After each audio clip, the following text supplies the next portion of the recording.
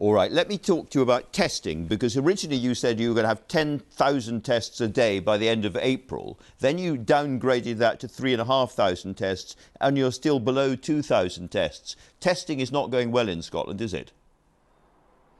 Well, I don't think you're factually correct in the first part of that. 3,500 capacity for tests by the end of April was what we said. Then when the UK government set its 100,000, we said we would seek to make sure that anything they were doing proportionately applied to Scotland as well. We are absolutely on track, not just to meet that capacity, but probably exceed it by the end of April. The challenge now, and progress has been made on this every day, is to make sure that that capacity is being fully utilised. So we had 3 objectives for testing at the outset. We're expanding some of those categories and looking to see how we go beyond that even further. So, for example, working care homes, expanding to different groups of key workers. So that is ongoing. Plus, we're increasingly, as all governments are, looking to how we go to a much more expanded system for a test, trace, isolate approach in the next phase. Right, you mentioned care homes there. 1/3 of Scottish deaths have been in care homes in Scotland. That's a lot more than in England and Wales.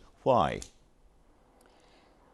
Well, look, I don't know what the England and Wales figures are entirely based 10%. on. But I'm not. I think it's for others to suggest. I've read comments that suggest that perhaps there is an underestimate in the rest of the UK, but I can't say that for sure. What I do know is that if you look at the emerging evidence from other countries, and there's been some work published on this in recent days, then in many other countries the percentage of deaths in care homes are much more in line with what the figures in Scotland are showing. In fact, even higher. Some countries it would be 40 to 50%. Now, Scotland's data that we are publishing, we're publishing data that is more up to date than other parts of the UK, and I think more granular in many respects. But we're also, more importantly, taking a whole host of actions to try to prevent and control infections in care homes. Let me read you one other explanation, which came from the GMB Scotland Union, reported in the Scotsman newspaper on Thursday. They said social care workers had to wait until 5 weeks after the first COVID-19 infection in Scotland to receive clear and unambiguous guidelines on PPE,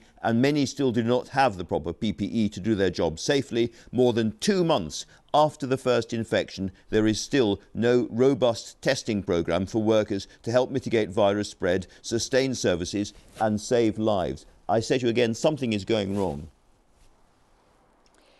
Look, I would challenge some of that, although we talk to the GMB and others on an ongoing basis, because I believe the responsibility on me and government is to respond to any concerns and try to address them along the way, which is what we have been doing.